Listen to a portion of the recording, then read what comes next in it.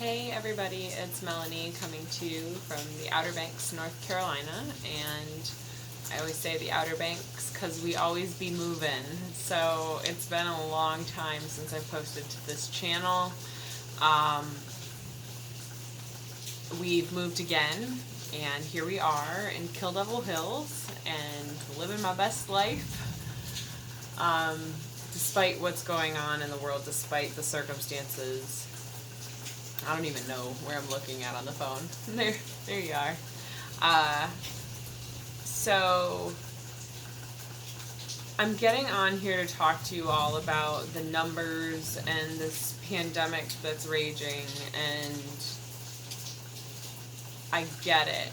I get that it's scary, and I get that people are dying. However, at this point, it is truly a personal choice.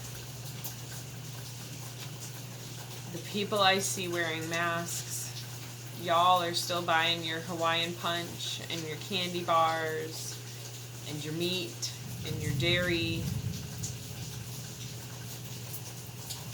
and shoveling the toxins into your body.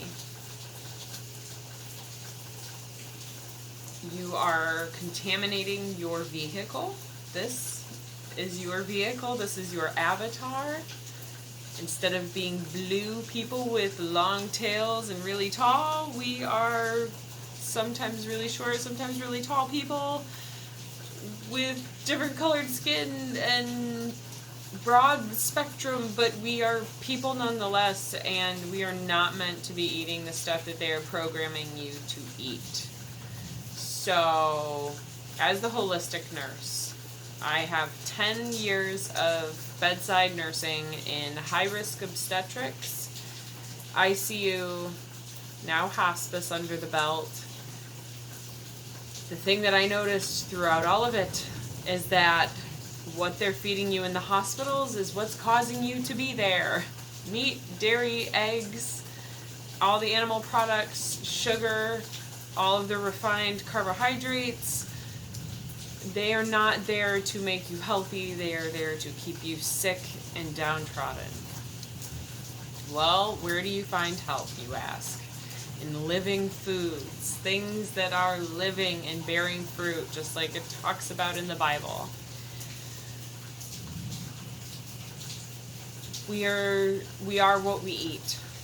So when you consume trash, your body will create trash. Depending on your genetics, it depends on what kind of trash your body wants to create for you, what kind of dis-ease that your body will go into.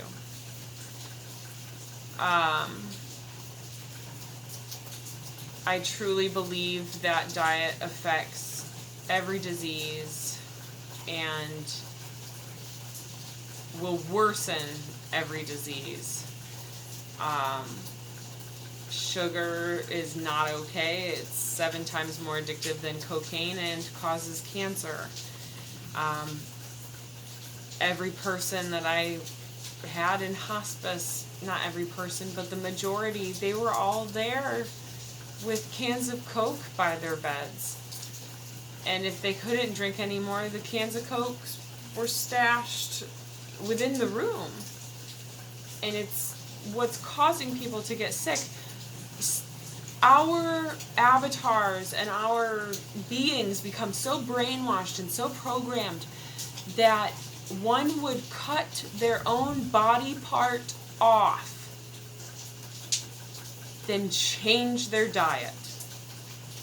Listen to me. So, you are a type 2 diabetic. You have elevated sugars constantly. Your A1C is out of control. These are all things that help to measure diabetes. Your A1C is 12 all the time. That's like stupid high. 5 is high. You are losing circulation. You are getting nerve damage to your appendages, aka your feet. You start busting your toes on things.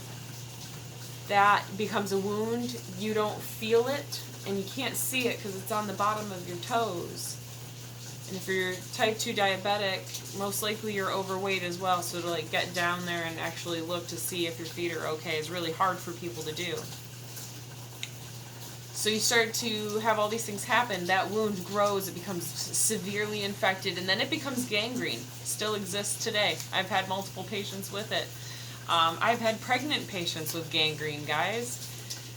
So then you go to the doctor and there was like, well, you didn't control your sugar, you didn't eat healthier, but what we're telling you to eat is actually was harming you in the first place and causing this diabetes, which has been proven, scientifically proven. Check out the Barnard Medical Center and the work that they're doing, Dr. Neil Barnard and Dr. Greger on nutritionfacts.org. Check out what they are legitimately doing to change and shape the world in a different way. But so yeah, you go into the doctor and they say, we tried to tell you to change your diet to what we will actually hurt you in the end. But even then, like eating more fruits and vegetables is one of the things they talk about in diabetes, not so much fruits though, but eating more vegetables. People won't do it. They would rather live on McDonald's, they would rather do all of those things. And then the next step, they cut your foot off. They cut your flippin' foot off to save the rest of your leg. To save the rest of your body parts, they would rather just cut your leg off instead of change your diet. The system is rigged, if you haven't caught on. We are concerned about 500,000 people dying from coronavirus worldwide. So even if that number quadruples, so we're talking 2 million people, 18 million people a year, 18 million die of cardiac disease, which is directly caused by your diet. At least 99% of it. There might be the 1% of the congenital defects, which in my mind, I believe, would not happen to the extent that they happen if we ate what we were supposed to be eating in the first place. Like, I feel like our diets then trigger their genetic deformities, and theirs being the babies. It would only make sense. We're like the only species on the planet with such a high morbidity mortality rate of giving birth,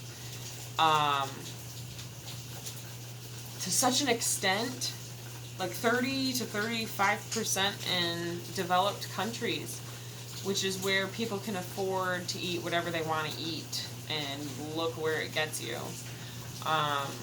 Gone are the days of giving birth and going back to work, like giving birth and being able to do things. I had 3 C-sections, I get it. That's all directly caused by diet. So we got this virus, and everybody wants to tell you to put a mask on your face and cover your face. Yet those masks don't offer any form of protection for you or the people around you. The microbes just go right through because cloth masks don't do anything. If you're wearing a one-time use mask, you are harboring massive amounts, even in cloth masks, you guys are harboring massive amounts of mold, mildew, particles, viruses, bacteria, all that shit that you're picking up. You take your hands and you touch your face to bring the mask down. You are increasing your rate of infection on all standards. They don't tell you that. They want to spread this around. This is a population control mechanism, 1000%. Just right down the middle, cut out as many people as possible that are draining society.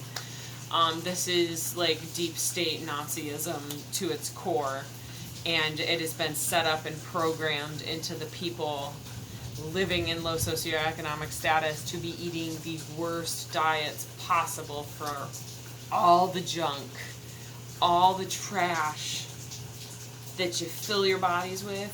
It's coming back to haunt you now.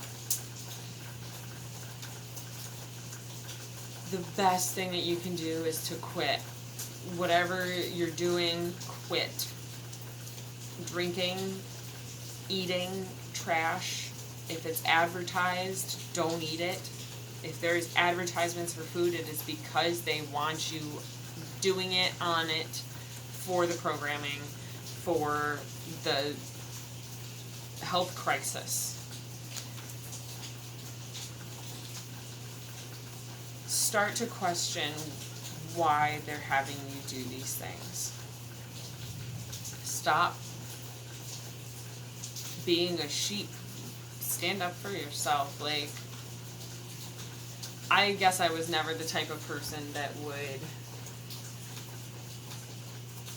roll over when someone said to do something. Like, I always asked why. I always wanted to know the reason behind everything. I wanted to know its purpose. I analyzed everything. And I've analyzed what's going on right now in July of 2020. And it goes beyond the coronavirus. It goes beyond all of that. I don't know if there is still time to change. I don't know. I think that choice point, somebody talked about this last year within the astrology, and they said the choice point that you make in October of 2019 would set the course for the rest of your life. Like, that was going to be the dramatic change, the dramatic shift. And once we got past that certain point, there was no going back. And so maybe there was a point in time that we chose a timeline, and now we're living that timeline, and whoever's on this timeline with us at this point in time is meant to be there with us at this point in time.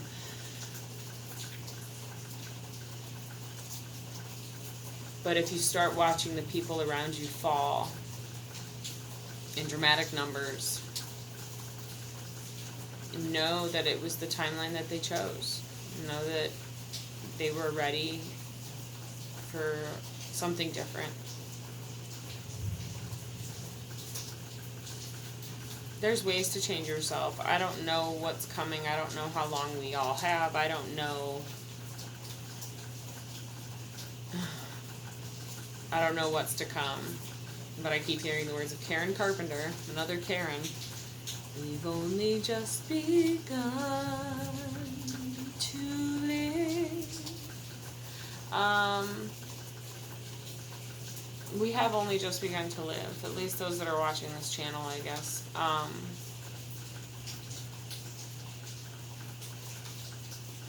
think there's a lot more to come. I think there's going to be a lot more good, but there's also going to be a lot more bad. Like, it's the calm before the storm. Shit's about to get real.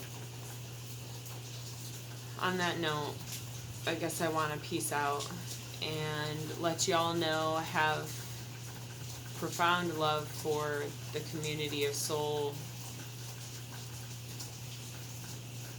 peeps, soul family,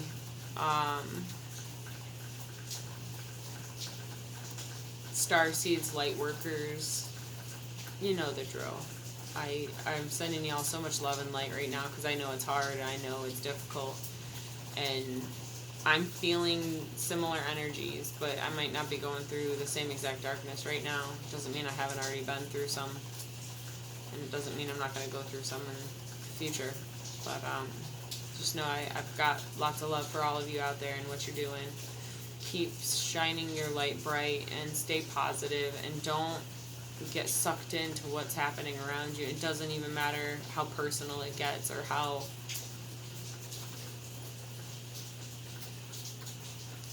it doesn't matter how personal it is. You keep shining your light bright. You keep doing the best that you can do with what you've been given. Accept what's been put in front of you. Accept the challenges that you've decided to face this lifetime. And continue to move forward as positively as you can. And kindness and gratitude. We're all here learning. We're all here going through these lessons together. And we might as well try and make the best of it, right? So I'm tired. I get up at 5, 6 o'clock, and it's late, so I want to wish you all the best. So much peace, so much love, and namaste. Adios, guys.